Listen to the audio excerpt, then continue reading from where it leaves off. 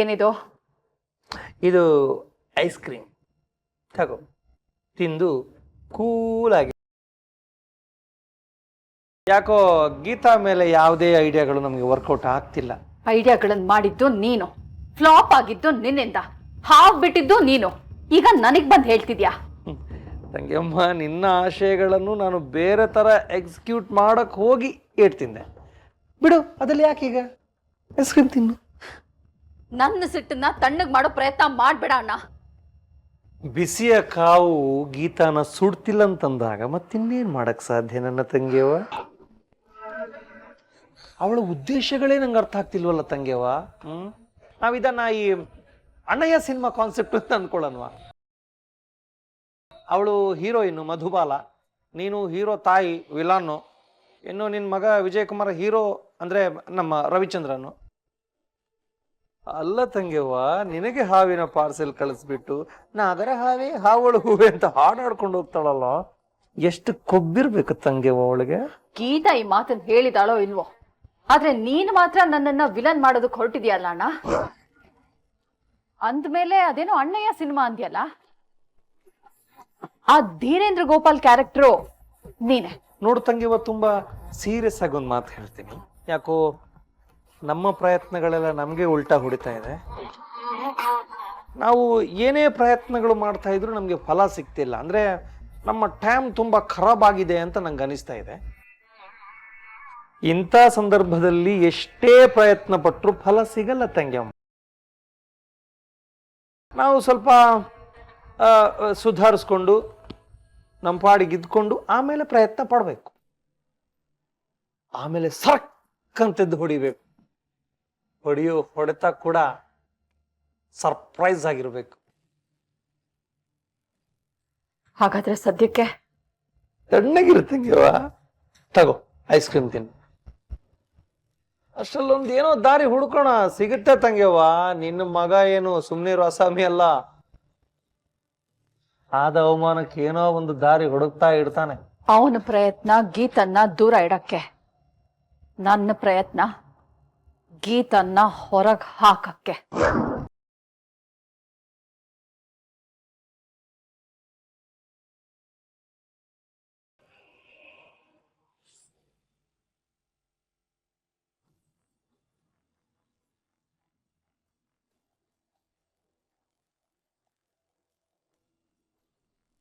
ಓ ಯಜಮಾನ್ರೆ, ನೀವೇ ಬಂದ್ಬಿಟ್ರಾ?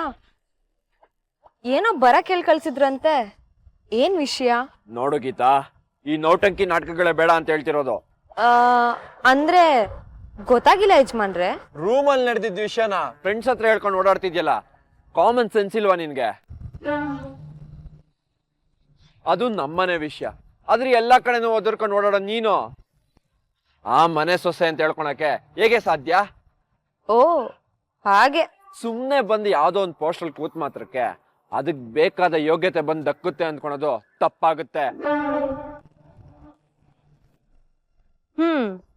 ಮುಂದೆ ಮನೆಗುಟ್ಟು 4 ಗೋಡೆ ದಾಟಬಾರ್ದು ಅನ್ನೋ ಪ್ರಜ್ಞೆ ಇಲ್ವಾ ನಿನ್ಗೆ? ಹಲೋ ಹಲೋ ಯಜಮಾನ, 1 ನಿಮಿಷ.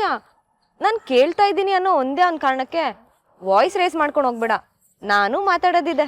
ಎಲ್ಲ ಮಾತಾಡಿ ಮುಗಿಸಿದ್ಯಲ್ಲ, ಇನ್ನೇನ್ ಬಾಕಿ ಇದೆ? ಅದನ್ನೆಲ್ಲ ಯಾಕೆ ಮಾತಾಡ್ದೆ ಅಂತ ಹೇಳೋದು ಬಾಕಿ ಇದೆ ಯಜಮಾನ.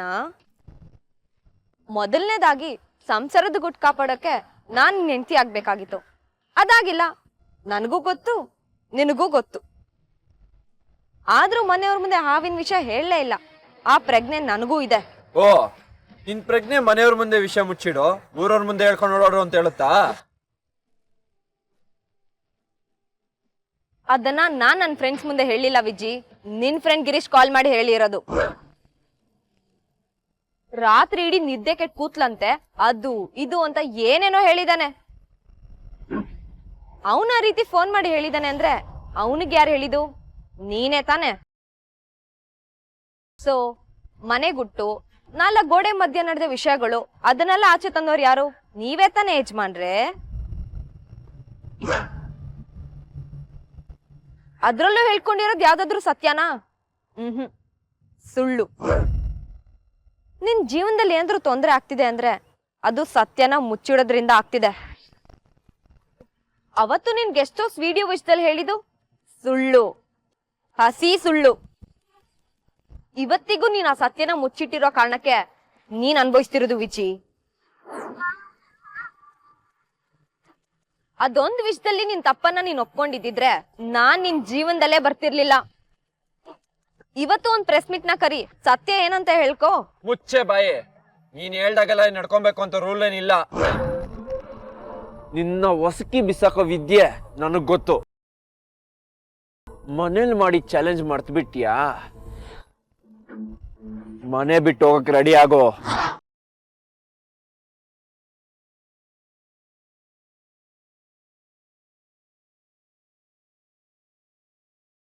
ಯಾವ್ದಾದ್ರು ಒಂದೇ ಒಂದು ನೆಟ್ಗಿರೋ ದಾರಿ ಹುಡ್ಕು ವಿಚಿ. ಅಡ್ಡಾರಿ ಹುಡ್ಕಿ ಅವಮಾನನ ಮೈ ಮೇಲೆ ಎಳ್ಕೋಬೇಡ.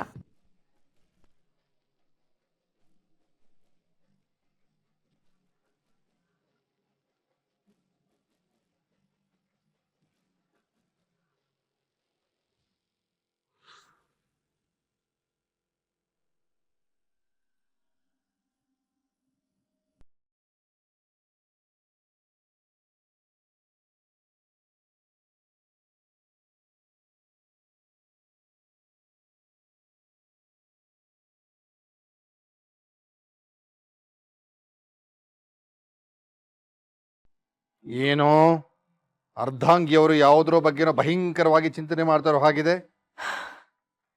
ನಮ್ಮ ಗೀತಾ ಇಲ್ಲಿದ್ದಾಗ್ಲೂ ಒದ್ದಾಡ್ತಾ ಇದ್ಲು, ಗಂಡನ ಮನೆಗೆ ಹೋಗಿ ಒದ್ದಾಡ್ತಾ ಇದ್ದಾಳೆ ಅಂತ. ತಪ್ಪು.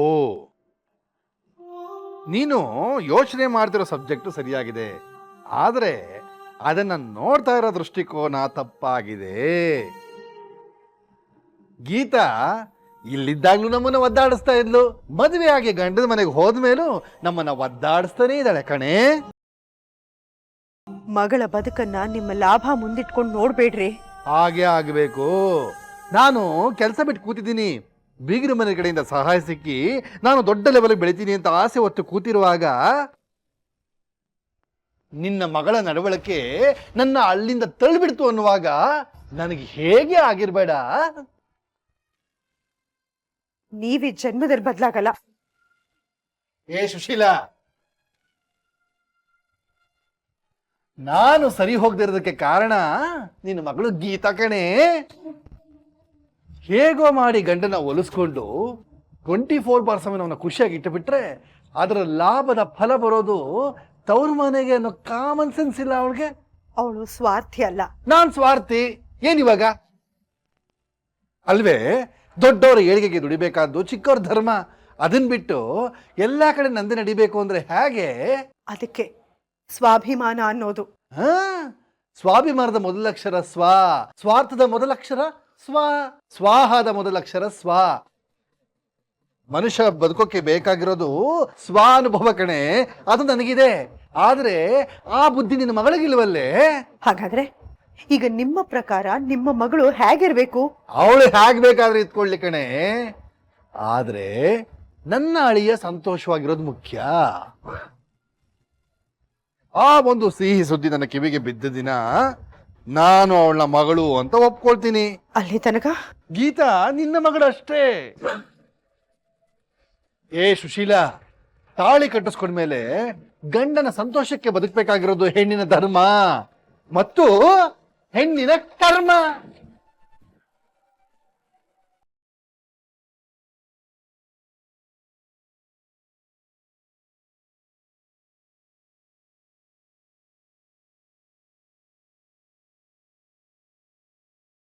ಏನೋ ಬಿಡು ಮಗ, ನಿನ್ಗೆ ಹೀಗಾಗ್ಬಾರ್ದಾಗಿತ್ತು. ಕಟ್ಕೊಂಡ್ ಹೆಂಡತಿಗೆ ನಮ್ ವೀಕ್ನೆಸ್ ಏನು ಅಂತ ಗೊತ್ತಾಗ್ಬಾರ್ದು ವಿಜಯ್. ಎಲ್ಲ ಗಂಡಸರಿಗೂ ಒಂದು ವೀಕ್ನೆಸ್ ಪಾಯಿಂಟ್ ಇರುತ್ತೆ ವಿಜಿ. ಅದ್ ಹೆಂಡತಿ ಗೊತ್ತಾದಾಗ್ಲೇನೆ ಸಮಸ್ಯೆ ಶುರುವಾಗೋದು. ಏಯ್, ಎಲ್ಲ ಸಮಾಧಾನ ಮಾಡ್ಕೋ ವಿಜಯ್. ಅವಳು ನಿನ್ನ ಹೆಂಡತಿ ಅಲ್ಲ ಅನ್ನೋದು ನನಗ್ ಗೊತ್ತು, ನಿನಗ್ ಗೊತ್ತು. ಆದ್ರೆ ಈ ಸಮಾಜಕ್ಕೆ ಗೊತ್ತಿಲ್ಲ. ಆ ಪಾಯಿಂಟ್ ಇಟ್ಕೊಂಡೆ ತಾನೇ ಅವಳು ನಿಮ್ಮ ಮನೇಲಿ ಗಟ್ಟಿಯಾಗಿ ಕೂತಿರೋದು. ವಿಜಿ, ನಿನ್ ಹಣೆ ಬರನೇ ಸರಿ ಇಲ್ಲ ಕಣೋ. ಫಸ್ಟ್ ನೈಟ್ ಅಲ್ಲೇ ನಿನ್ ವೀಕ್ನೆಸ್ ಪಾಯಿಂಟ್ ಯಾವ್ದು ಅಂತ ಅವಳಿಗೆ ಗೊತ್ತಾಗ್ಬಿಟ್ಟಿದ್ದೆ. ಅದಕ್ಕೆ ಅವಳು ಬುಸ್ ಬುಸ್ ಅಂತ ಮೆರಿತಿರೋದು. ಅವಳು ಮೆರಿತಿಲ್ಲ ಮಗ, ನಮ್ ಗುರುನ ಹೆದರ್ಸ್ತಿದ್ದಾಳೆ. ವಿಜಿ ಹೆದರ್ತಾ ಇದ್ದಾನೆ ಅನ್ನೋದರ ಅರ್ಥ ಅವಳು ಮೆರಿತಾ ಇದ್ದಾಳೆ ಅಂತ ತಾನೆ. ಏನೂ ಮಾಡೋಕ್ಕಾಗಲ್ಲ ವಿಜಯ್. ಅವಾಗ ಸೋಲು ಕಷ್ಟಪಟ್ಟು ಬರ್ತಾ ಇತ್ತು, ಆದ್ರೆ ಈಗ ಸಹಜವಾಗೇ ಬರ್ತಾ ಇದೆ. ಈಗ ಅದನ್ನ ಸ್ವೀಕರಿಸೋದ್ ಕಲ್ತು ಬಿಡ್ಬೇಕು, ಬೇರೆ ದಾರಿನೇ ಇಲ್ಲ ವಿಜಯ್. ಒಂದ್ ಕೆಲಸ ಮಾಡು ವಿಜಯ್, ಇನ್ಮೇಲೆ ಚಾಲೆಂಜ್ಗಳನ್ನ ಹಾಕದ್ ಬಿಟ್ಟು ಅಡ್ಜಸ್ಟ್ ಆಗ.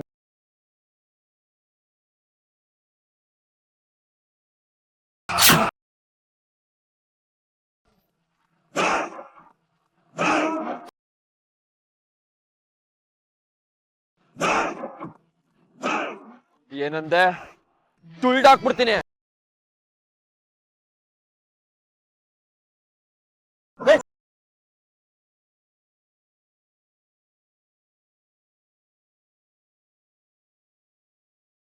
ಗುರು, ನಾನು ಹೇಳಿದ್ದಿಷ್ಟೇ, ಇಂಥ ಬ್ರ್ಯಾಂಡ್ ಸಿಗರೇಟ್ ಬೇಕು ಅಂತ ಆಸೆ ಪಡ್ತೀವಿ. ಸಿಗ್ಲಿಲ್ಲ ಅಂದ್ರೆ ಇನ್ನೊಂದು ಬ್ರ್ಯಾಂಡ್ಗೆ ಅಡ್ಜಸ್ಟ್ ಆಗ್ತೀವಲ್ವಾ? ಹಂಗೆ ಗೀತಾ ಅನ್ನೋ ಬ್ರ್ಯಾಂಡ್ಗೆ ಅಡ್ಜಸ್ಟ್ ಆಗ್ಬಿಡು ಅಷ್ಟೇ. No chance. ನಾನು ಅವಳಿಗೆ ಚಾಲೆಂಜ್ ಮಾಡಿದ್ದೀನಿ. ಈ ಸತಿ ಆ ಚಾಲೆಂಜ್ ಅಲ್ಲಿ ನಾನೇ ಗೆಲ್ಲೋದು. ಅವ್ರ ಅಪ್ಪ ಅಮ್ಮನೆ ಬಂದು ಆ ಗೀತನ ನಮ್ಮ ಮನೆಯಿಂದ ಕರ್ಕೊಂಡು ಹೋಗ್ತಾರೆ. ಆಮೇಲೆ ಅವಳಿಗೆ ಈ ಮನೆಗೆ ಬರೋಕ್ ದಾರಿ ಯಾವುದೂ ಇರಲ್ಲ, ಎಲ್ಲ ಕ್ಲೋಸ್ ಆಗಿರುತ್ತೆ. ಇದು ಆಗುತ್ತೆ.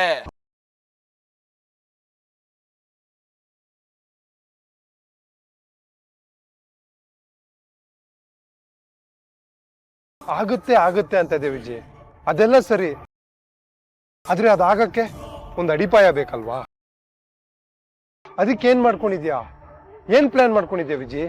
ಬಲವಾದ ಅಡಿಪಾಯ ಹಾಕಿದ್ದೀನಿ, ಭಯಂಕರ ಪ್ಲಾನ್ ಮಾಡಿದ್ದೀನಿ. ಇವತ್ತು ಕ್ಲಾಸ್ ಬಂಕ್ ಮಾಡ್ತಿರೋದೆ ಆ ಕಾರಣಕ್ಕೋಸ್ಕರ.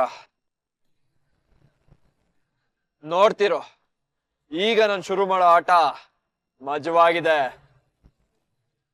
ಗೀತನ ಮನೆ ಬಿಟ್ಟು ತೊಳ್ಗೋಕೆ ಇದೇ ಮಂತ್ರ, ವಿಜಿತಂತ್ರ.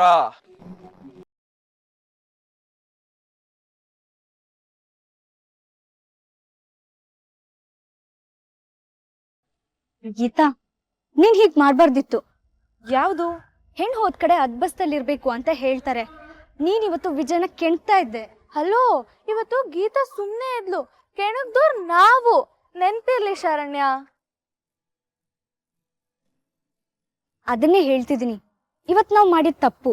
ನಾವ್ ಹಾಗ್ ಮಾಡ್ಬಾರ್ದಾಗಿತ್ತು. ಗೀತಾ ಮತ್ತೆ ನಾವು ಸುಮ್ನಿರ್ಬೇಕಾಗಿತ್ತು. ಇದೇ ಸಿಟ್ಟಲ್ಲಿ ವಿಜಯ್ ಏನಾದ್ರು ಮಾಡಿದ್ರೆ? ಶರಣ್ಯ, ನಿಜಕ್ಕೂ ನಾನೇ ಹೋಗಿ ಅವನ ಹತ್ರ ಕಾಲ್ ಕೆರ್ಕೊಂಡ್ ಜಗಳ ಮಾಡ್ತಿಲ್ಲ. ಪ್ರತಿ ಸತಿ ನನ್ಗೇನೋ ಮಾಡ್ಬೇಕಂತ ಬರ್ತಿರೋದು ವಿಜಯ್ ಮತ್ತೆ ಅವ್ನ ಮನೆಯವರು. ನಾನ್ ಅದನ್ನ ಪ್ರತಿರೋಧಿಸ್ತಿದ್ದೀನಿ ಅಷ್ಟೇ. ಈಗ ವಿಜಯ್ ಚಾಲೆಂಜ್ ಮಾಡಿರೋದು ನಿಮ್ಮ ಅಪ್ಪ ಅಮ್ಮನೇ ಬಂದು ನಿನ್ನ ವಿಜಯ್ ಮನೆಯಿಂದ ಕರ್ಕೊಂಡು ಹೋಗ್ತಾರೆ ಅಂತ. ಅದಕ್ಕೆ ಅವನು ನಿಮ್ಮ ಅಪ್ಪ ಅಮ್ಮನ ಹತ್ರ ಹೋಗಿ ಹೆದರಿಸಿ ಅವ್ರಿಗೆ ಏನಾದ್ರು ತೊಂದರೆ ಕೊಟ್ರೆ? ಹೌದು ಕಣೆ ಗೀತಾ, ದುಡ್ಡಿರೋ ದೊಡ್ಡ ಮನುಷ್ಯರು ಏನ್ ಬೇಕಾದ್ರೂ ಮಾಡ್ತಾರೆ. ದುಡ್ಡಿರೋರನು, ಆದ್ರೆ ದೊಡ್ಡ ಮನುಷ್ಯರು ಅನ್ಬೇಡ. ನಾವೇನೇ ಅಂದ್ರು ಬಿಟ್ರು ತೊಂದ್ರೆ ಆಗೋದ್ ನಿನ್ಗೆ ಅಲ್ವಾ ಗೀತಾ?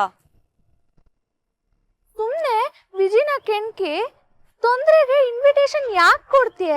ನೋಡೆ ಸಿಂಕು, ನಾನು ಯಾವತ್ತೂ ಅವ್ನ ವಿಷಯಕ್ಕೆ ಹೋಗಿಲ್ಲ. ಬಂದಿರೋದು ಅವನು, ಅನ್ಭವಿಸ್ತಿರೋನು ಅವನು. ಅದನ್ನೇ ನಾನು ಹೇಳ್ತಿರೋದು. ನೀನ್ ಎಲ್ಲದಕ್ಕೂ ರಿಯಾಕ್ಟ್ ಮಾಡ್ತಿದ್ಯಾ? ಅವನೇನಾದ್ರೂ ನಿಂಗೆ ತೊಂದ್ರೆ ಮಾಡ್ಬಿಡ್ತಾನೆ ಅಂತ ಹೆದರಿಕೆ ಆಗ್ತಿಲ್ವಾ? ನೋಡ್ರೆ, ನಾನ್ ಮೊದಲನೇ ಸತಿ ಅವ್ನ ಆನ್ಸರ್ ಶೀಟ್ ಕದ್ದಾಗ, ಅದನ್ನ ಸುಟ್ಟಾಕ್ದಾಗ ಹೆದರಿಕೆ ಆಗಿತ್ತು. ಅವನನ್ನ ಮಾರ್ಕೆಟ್ ಅಲ್ಲಿ ಹುಡ್ಕಾಡಿ ಮನೆ ತನಕ ಹುಡ್ಕೊಂಡ್ ಬಂದಾಗ ದುಡ್ಡಿರೋರು ಏನಾದ್ರೂ ಮಾಡ್ಬಿಡ್ತಾರೆ ಅನ್ನೋ ಭಯ ಆಗಿತ್ತು. ಬ್ಯಾಂಕ್ನವ್ರು ಬಂದು ಮನೆ ಜಪ್ತಿ ಮಾಡಿ ನಮ್ ಇಡೀ ಕುಟುಂಬನ ಬೀದಿಗೆ ನಿಲ್ಸಿದಾಗ ನನ್ಗೆ ನಡಕ ಹುಟ್ಟಿತು ನಿಜ. ಆ ಕಾರಣಕ್ಕೆ ಅವ್ನ್ ಸಾವಸ ಬೇಡ ಅಂತ ಅವ್ರ ಅಮ್ಮನ ಹತ್ರ ಹೋಗಿ ಹೇಳ್ಕೊಂಡೆ, ಅವ್ರ ಅಪ್ಪನ ಹತ್ರ ಹೋಗಿ ಕೇಳ್ಕೊಂಡೆ. ಆಮೇಲೂ ನನ್ಗೆ ತೊಂದರೆ ಕೊಡೋದನ್ನ ನಿಲ್ಸ್ಲಿಲ್ಲ ಅಂದಾಗ ನನ್ನ ಹತ್ರ ಬೇರೆ ದಾರಿನೇ ಇರ್ಲಿಲ್ಲ, ತಿರುಗ್ ಬಿದ್ದೆ. ದುಡ್ಡಿರೋರು ಏನೋ ಮಾಡ್ಬಿಡ್ತಾರೆ ಅಂತ ನಾನ್ ಅನ್ಕೊಂಡಿದ್ದೆ, ಆದ್ರೆ ದುಡ್ಡಿರೋರು ಇಲ್ಲಿ ತನಕ ಏನೂ ಮಾಡಿಲ್ಲ. ಅವ್ರ ಮನೆಗ್ ನ್ಯಾಯ ಕೇಳ್ಕೊಂಡ್ ಹೋಗಿ ಅಲ್ಲಾಗ್ತಿದ್ದ ಅನ್ಯಾಯನ ನೋಡಿ ನನ್ ಮಾನ ಮರಿದಿ ಸರಿ ಮಾಡ್ಕೊಳ್ಳೋ ದಾರಿ ಮುಚ್ಚೋಗ್ತಿದೆ ಅನ್ನೋ ಸಮಯದಲ್ಲಿ ಅವ್ರ ಮನೆ ಸೊಸೆ ಆದಾಗ್ಲೂ, ಅನ್ಯಾಯದ ವಿರುದ್ಧ ತಿರುಗ್ ಬಿದ್ದಾಗ್ಲೂ ನನ್ ಮನ್ಸಲ್ಲಿ ಒಂದ್ ಚಿಕ್ಕ ಭಯ ಇತ್ತು, ಅವ್ರು ಏನಾದ್ರು ಮಾಡ್ಬಿಡ್ತಾರೆ ಅಂತ ಅನ್ಸಿತ್ತು. ಆದ್ರೆ ಇಲ್ಲಿ ತನಕ ಅವ್ರ ಕೈಲಿ ಏನು ಮಾಡ್ಕೊಳಕ್ಕಾಗಿಲ್ಲ. ಒಂದಂತೂ ಸತ್ಯ ಕಣೆ, ದುಡ್ಡಿರೋರು ಏನೋ ಮಾಡ್ತಾರೆ ಅನ್ನೋದು ಸುಳ್ಳು. ನಿಯತ್ತಾಗಿರೋರೆ ಏನಾದ್ರೂ ಮಾಡಕ್ ಸಾಧ್ಯ. ಆ ನಿಯತ್ತು, ಅದಕ್ ಬೇಕಾದ ನ್ಯಾಯ, ಅದನ್ನ ಬೆಂಬಲಿಸೋ ಸ್ವಾಭಿಮಾನ ನನ್ನ ಹತ್ರ ಇದೆ. ಅಷ್ಟ್ ಸಾಕು. ಆಕಾಶ ಕುಗ್ಳಿದ್ರೆ ಆ ಎಂಜಿಲ್ ಅವ್ರ ಮುಖಕ್ಕೆ ಬೀಳುತ್ತೆ ಅನ್ನೋದನ್ನ ಅವ್ರು ಅರ್ಥ ಮಾಡ್ಕೋಬೇಕು. ಅದನ್ನ ಅರ್ಥ ಮಾಡಿಸ್ತೀನಿ. ಅಂದ್ರೆ ಏನೇ ಚಾಲೆಂಜ್ ಮಾಡಿದ್ರು, ನನ್ ವಿರುದ್ಧ ಎಷ್ಟೇ ಮಸ್ಲತ್ ಮಾಡಿದ್ರು, ಅವನ್ ತಪ್ಪನ್ನ ಅವನ್ಗೆ ಅರಿವು ಮಾಡಿಸ್ತೀನಿ. ಈ ಸಮಾಜದ ಮುಂದೆ ವಿಜಿ ಅವನ್ ತಪ್ಪನ್ನ ಒಪ್ಕೊಂಡು ನಾನು ಪರಿಶುದ್ಧಳು, ನಾನು ನಿಷ್ಕಲ್ಮಶಳು ಹೆಸರು ತಗೊಂಡು ವಾಪಸ್ ಬರ್ತೀನಿ. ನನ್ನ ಹೆತ್ತವ್ರ ದೃಷ್ಟಿಯಲ್ಲಿ, ಈ ಸಮಾಜದ ದೃಷ್ಟಿಯಲ್ಲಿ ಕೆಟ್ಟವ್ರ ಆಟದಿಂದ ನಾನ್ ಕೆಟ್ಟವಳು ಅನ್ನೋ ಪಟ್ಟ ತಗೊಳಕ್ಕೆ ನನಗೆ ಯಾವತ್ತೂ ಇಷ್ಟ ಇಲ್ಲ.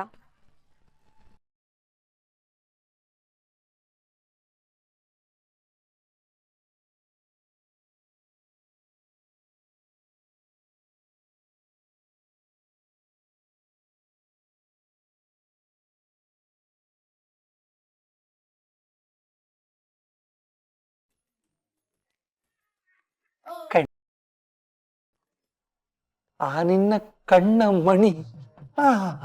ಯಜಮಾನ್ರೆ ಏನಿದೆಲ್ಲ? ಅಯ್ಯೋ ಅಯ್ಯೋ ಅಯ್ಯೋ ಅಯ್ಯೋ, ನನ್ನ ಯಜಮಾನ್ರೇ ಅಂತ ಕರೆದು ಬಿಟ್ಟೆ ಕಣ್ಮಣಿ. ಧನ್ಯ ನಾನು. ಯಜಮಾನ್ರೆ ಮತ್ತೊಂದ್ ಸರ್ತಿ ಕರಿಬೇಕು ಅಂತ ಅನಿಸ್ತಾ ಇದೆಯಾ? ಕರಿ. ಇಲ್ಲ ಇಲ್ಲ, ನೀವು ದುಡ್ಡು ಕೊಡೋ, ಸಂಬಳ ಕೊಡೋ ಮನೆಯವರು ಅಂತ ಯಜಮಾನ್ರು ಅಂದೆ. ಹಾಗನ್ಬೇಡ ಕಣ್ಮಣಿ. ನೋಡು, ನಾನು ನನ್ನ ಜೀವನದಲ್ಲಿ ಬರೀ ಬರಗಾಲ ನೋಡಿರುವಂತ ಒಬ್ಬ ಬಡಪಾಯಿ. ನನ್ನ ನಿವೇದನೆ ಏನು ಅಂತ ನಾನು ಈ ಕವನದ ಮುಖಾಂತರ ನಿಂಗೆ ಹೇಳ್ತೀನಿ. ಬೇಕಾದ್ರೆ ಅದಕ್ಕೆ ನಾನೊಂದು ಫ್ರೇಮ್ ಹಾಕಿಸ್ಕೊಡ್ತೀನಿ. ನೀನ್ ಅದನ್ನ ನಿನ್ನ ಮನಸ್ಸಿನ ಗೋಡೆ ಮೇಲೆ ನೇತಾಕಿಸ್ಕೊ. ಅಣ್ಣ ಅಯ್ಯೋ ಬೇಡ ಬೇಡ ಬೇಡ, ಆ ಅಣ್ಣ ಅನ್ನೋ ಕರೆ ಬೇಡ. ನನ್ನ ಈ ಕರೆ ಕೇಳು. ಸ್ವಲ್ಪ ಕೊಂಚ ಪ್ರೊಫೈಲ್ ತಿರ್ಕು. ಹಾಗೆ ಕಣ್ಮುಚ್ಕು. ಮುಚ್ಚು ಕಣ್ಮಣಿ, ಮುಚ್ಚು.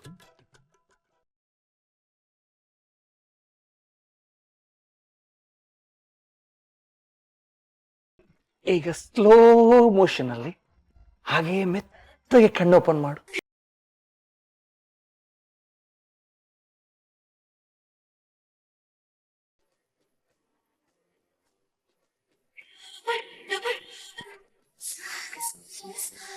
ಆಹಾ, ಕಮಲೇ ಕಮಲೋತ್ಪತ್ತಿ.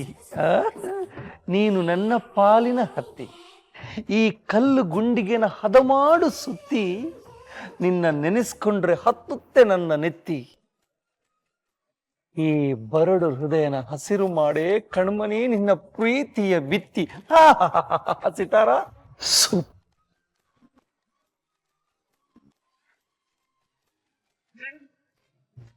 ಕಣ್ಮಣಿ, ಹೇಗಿದೆ ನನ್ನ ಕವನ?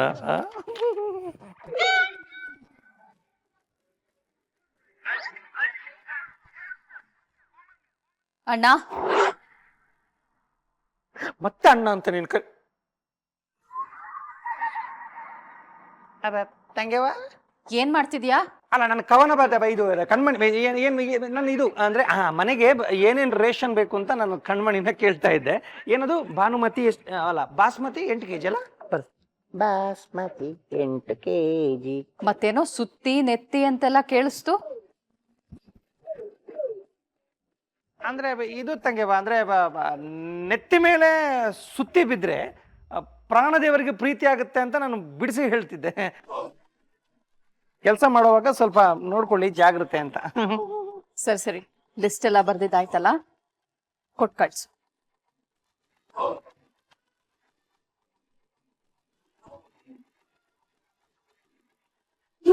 ವಿಜಯಲ್ಲಿ ವಿಜಿ ಮನೆಗ್ ಬಂದ? ಇಷ್ಟು ಬೇಗ ಅವನ ಮನೆಗೆ ಹೆಂಗ್ ಬರಕ್ ಸಾಧ್ಯ ತಂಗೆವ? ಕಾಲೇಜ್ ಹೋಗಿದ್ದಾನಲ್ಲ. ಕಾಲೇಜು ಬಂಕ್ ಮಾಡಿದಾನೆ. ಹೌದಾ?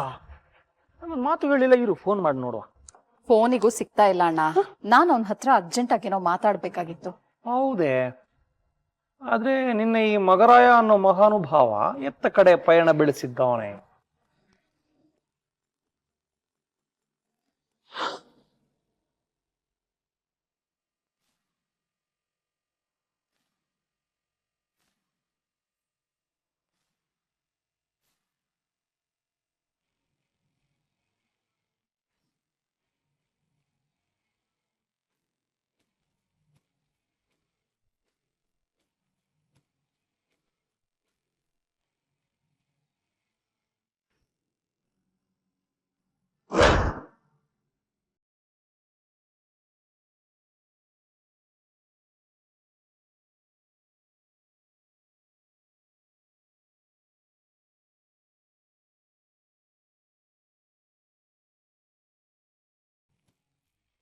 ಲೇ ಗೀತಾ, ನಿನ್ನಂತ ಮುಳ್ಳನ್ನ ಕಿತ್ತೆಸೆಯೋ ಡ್ರಾಮಾ ಈಗ ಶುರು.